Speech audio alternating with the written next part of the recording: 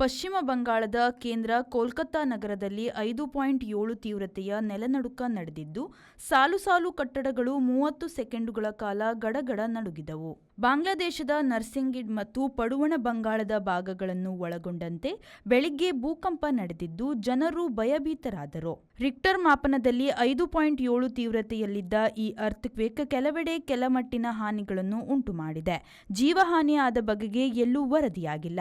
ಭೂಕಂಪದ ಕೇಂದ್ರ ಸ್ಥಳದಿಂದ ಒಂದಷ್ಟು ದೂರದಲ್ಲಿದ್ದರೂ ಕೋಲ್ಕತ್ತಾ ನಗರವು ನಡುನಡುಗಿ ನಿಂತದ್ದು ಮಾತ್ರ ನಗರವಾಸಿಗಳನ್ನು ಆತಂಕಕ್ಕೆ ದೂಡಿತು. ಎಕ್ಸ್ಪೋಸ್ಟ್ನಲ್ಲಿ ಕೋಲ್ಕತ್ತಾದವರು ತಮ್ಮ ನೆಲನಡುಗಿದ ಅನುಭವವನ್ನು ನಾನಾ ಬಗೆಯಲ್ಲಿ ಹಂಚಿಕೊಂಡಿದ್ದಾರೆ. ನಾವು ಪ್ಲಾಸ್ಟಿಕ್ ಮನೆಯಲ್ಲಿ ಇದ್ದೇವೆಯೇ ಎಂಬಂತಾಯಿತು. ಇಡೀ ಕಟ್ಟಡ 30 ಸೆಕೆಂಡುಗಳ ಕಾಲ ಕುಲುಕಾಡಿತು.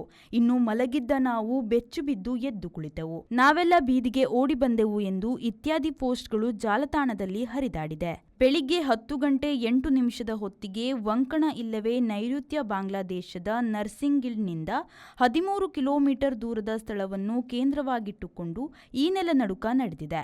ತ್ರಿಪುರಾ ಹಾಗೂ ಮಿಜೋರಾಮಿನಲ್ಲೂ ಗಡಗಡ ಹರಡಿತು ಎಂದು ವರದಿಯಾಗಿದೆ. ಬೆಳಿಗ್ಗೆ ಇನ್ನೂ ಕತ್ತಲಿದ್ದಾಗ ಪಾಕಿಸ್ತಾನದಲ್ಲೂ ಕೂಡ ಸಣ್ಣ ಮಟ್ಟದ ಭೂಕಂಪವೊಂದು ನಡೆದಿದ್ದಾಗಿ ತಿಳಿದುಬಂದಿದೆ.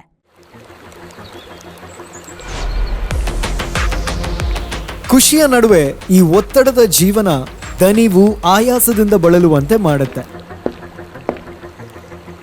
ಆಯಾಸ ಆಗ್ತಾ ಇದೆಯಾ, ಬಾಯಾರಿಕೆ ಆಗ್ತಾ ಇದೆಯಾ, ಈ ಎಲ್ಲದಕ್ಕೂ ಹೇಳಿ ಗುಡ್ ಬೈ.